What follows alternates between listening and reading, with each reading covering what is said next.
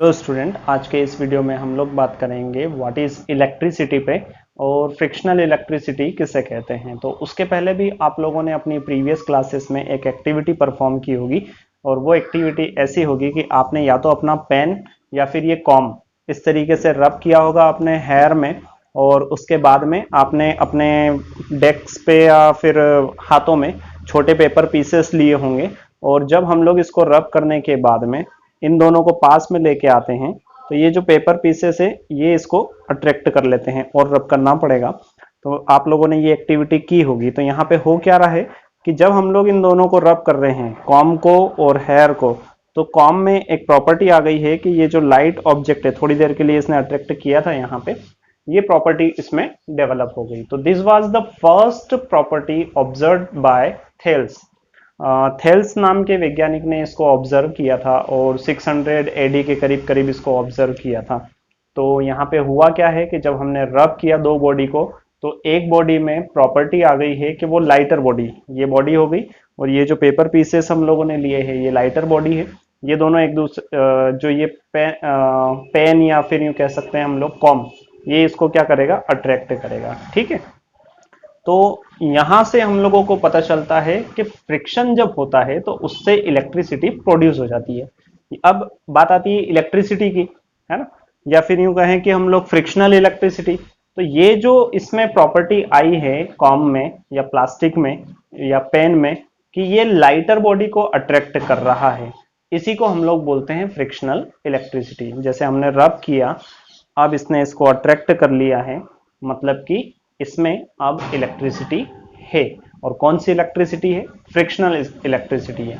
ये कब प्रोड्यूस होती है? फ्रिक्शन होता है या रब होता है? रब मीन्स एक तरीके से रगड़ना और फ्रिक्शन मीन्स घर्षण। अभी मैं इसको यहाँ पे ये फ्रिक्शन चल रहा है।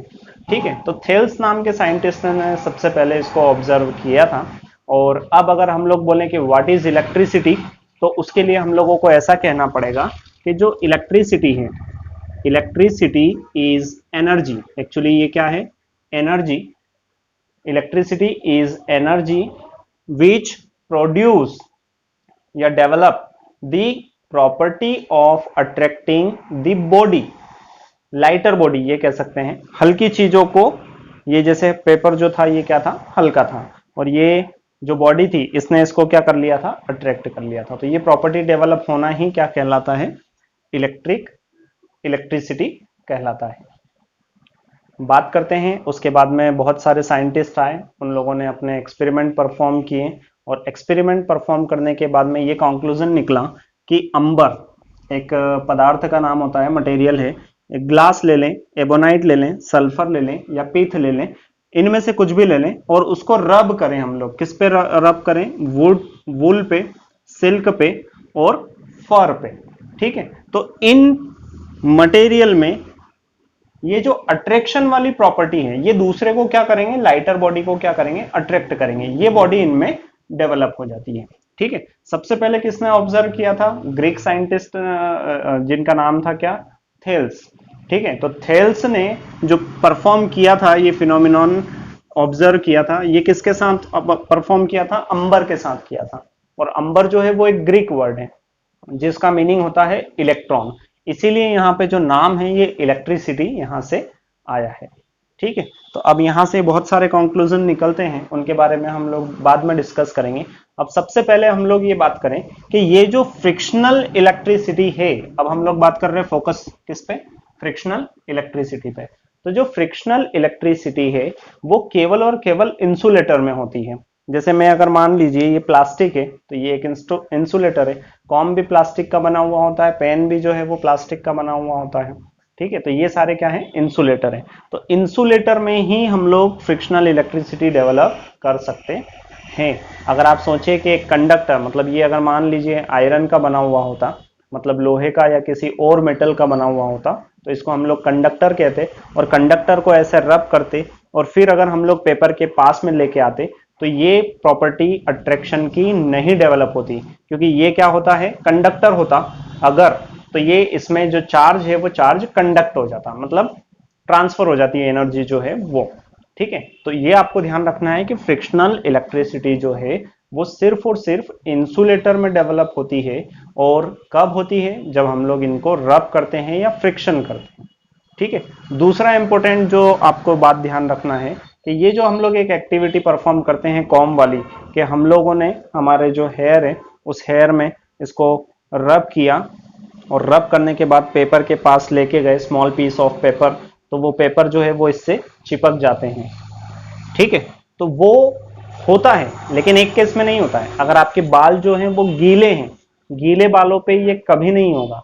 अब गीले बालों पे क्यों नहीं होगा? तो उसका रीजन ये है कि अगर ये बाल गीले हैं और हम इसको रब करेंगे तो यहाँ पे चार्ज तो डेवलप होगा, लेकिन बाल के गीले होने के कारण वो जो चार्ज है, ये मतलब हमारे जो बाल है एक तरीके से कंडक्टर की जैसा बिहेव करेंगे, और कंडक्टर जैसा बिहेव करेंगे तो यहाँ पे जो इलेक्ट्रिसिटी डेवलप हो रही है या चार्ज डेवलप हो रहा है वो चार्ज जो है वो कंडक्ट हो जाए। तो इस चीज का आप लोगों को ध्यान रखना है। ये थी पहली बात। बढ़ते हैं अब आगे।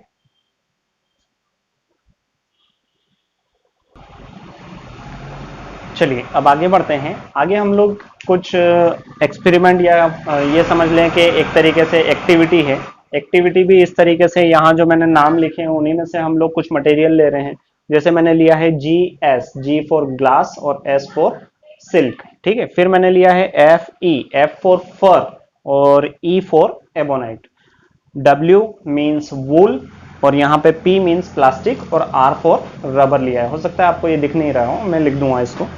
तो यहाँ पे अगर हम लोग इस तरीके से, मेरा लिखने का रीजन ये था, एक हम लोगों ने स्टैंड लिया जो कि सपोज दीवार पे कोई ऐसा एक स्टैंड है, वहां पे हम लोगों ने एक थ्रेड बांध दिया, धागा बांध दिया, है ना। और यहाँ पे हम लोगों ने इस पे एक सस्पेंड कर दी रॉड, और ये रॉड काई की बनी हुई है? ग्लास की। ठीक है। और इस ग्लास को हम लोगों ने रब किया है। किस पे रब किया है? सिल्क पे। जो सिल्क है, सिल्क आप लोगों ने देखा ही होगा, कपड़ा आता है, उस पे हम लोगों ने रब किया अच्छे से ग्लास रॉड को। ठीक है। और यहाँ पे फिर एक और हम लोगों ने ग्लास रॉड ली है, और उस ग्लास रॉड को हम लोगों ने फिर से रब किया है सिल्क पे। ग्लास को रब कर रहे हैं सिल्क पे। दो रॉड ली है, दोनों को एक तरीके से सस्पेंड किया है, लटकाया है हम लोगों ने। ठीक है। अब अगर हम लोग इसको इसके पास में लेके आते हैं, ठीक है, ग्लास को पास में लेके आते हैं इसके, तो उस केस में यहाँ पे जब हम लोग इसको रब करते हैं, इस ग्लास को सिल्क से रब करते हैं, तो इस पे पॉजिटिव चार्ज डेवलप हो जाता है। ठीक है। यहाँ पे भी हम लोगों ने ग्लास रॉड है और इसको सिल्क से ही रब किया है, तो ग्लास पे पॉजिटिव चार्ज डेवलप हो गया है।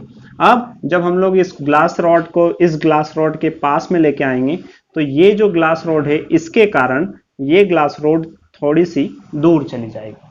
ठीक है। मतलब एक यहाँ पे घटना हुई है जो हम लोगों ने सिंपल सा ऑब्जर्वेशन किया है। अब आगे बढ़े। हमारे पास फर है। फर मतलब ये आप लोगों ने देखा होगा, पशु पक्षियों के जो ऊपर रेशे होते हैं उनको फर कह सकते हैं हम लोग। एबोनाइट की एक रॉड ली हम लोगों ने यहाँ पे, और उस एबोनाइट की जो रॉड है ये मैंने ली है एबोनाइट की, और एक और रॉड ली है एबोनाइट की। यहाँ पे आप चाहें तो इसको परफॉर्म कर सकते हैं एक्टिविटी को। एबोनाइट की रॉड को हम लोगों ने सस्पेंड किया है, रब किया है फर के साथ में। एबोनाइट की रॉड को रब किया है, फ्रिक्शन किया है फर के साथ में, और उसके बाद में इन दोनों को पास में लेके आए, तो फिर वही घटना हुई जो यहाँ पे हुई। इसका मीनिंग ये था कि यहाँ पे जो चार्ज है वही चार्ज इस पर भी है। ठीक है। और ये चार्ज जब दोनों पास में आ रहे हैं तो एक दूसरे को क्या कर रहे हैं? रिपल कर रहे हैं, दूर कर रहे हैं। यहाँ पे भी क्या हुआ कि पॉजिटिव चार्ज था, पास में लेके आए, इस रॉड को इधर खिसका रहे थे तो ये इधर जा रही थी, मतलब रिपल कर रहा है। ठीक है। अब एक और घटना होती है कि हमारे पास एक स्टैंड लिया हम लोगों ने, और यहाँ पे हमने लिया है ग्लास रॉड। ठीक है। और यहाँ पे एक और, ये केस हमारा फर्स्ट था, केस ए, ये जो है केस बी है, और ये केस जो है सी है। यहाँ पे अब हम लोगों ने क्या करा है कि एक ग्लास रॉड ली है और एक एबोनाइट की रॉड ली है। ग्लास रॉड को तो हम लोग सिल्क से ही रब कर रहे हैं, और एबोनाइट को हम लोग रब कर रहे हैं फर से। ठीक है। और इन दोनों को हमने क्या कर दिया? सस्पेंड कर दिया। किससे सस्पेंड किया है? एक थ्रेड से, धागे से। धागे से क्यों किया उसका भी रीजन है, अभी बात करेंगे, है ना। तो अब अगर हम लोग इन दोनों को पास में लेके आते हैं, तो अभी आप लोगों ने देखा है पुराने पिक्चरों में कि ग्लास पे पॉजिटिव चार्ज आता है सिल्क को रब करने से, एबोनाइट को रब करें फर से तो इस पे चार्ज आता है नेगेटिव, ठीक है। तो अब अगर हम लोग एबोनाइट को इधर पास में लेके आते हैं तो ग्लास रॉड जो है वो ऑटोमेटिकली इधर मूव करेगी, इस तरफ। इसका मीनिंग क्या निकलेगा कि जब एक पे पॉजिटिव चार्ज है और दूसरे पे नेगेटिव चार्ज है तो ये एक दूसरे को क्या करते हैं, अट्रैक्ट करते हैं। और ये बहुत सिंपल सी एक्टिविटी है, आप चाहें तो परफॉर्म कर सकते हैं। एटलीस्ट ग्लास रॉड तो आपको मिल ही जाएगा आपके लेबोरेटरी में। रही बात यहाँ पे एबोनाइट की, तो एबोनाइट आपको देखना पड़ेगा। ये एक्टिविटी परफॉर्म करेंगे तो आपको बहुत ज़्यादा अच्छा रहेगा। अब हम लोग बात कर लेते हैं, जैसे मैंने यहाँ पे एक टेबल बना रखी है। मैंने लिखा है GS, मैंने लिखा है FE, मैंने लिखा है WP और मैंने लिखा है WR।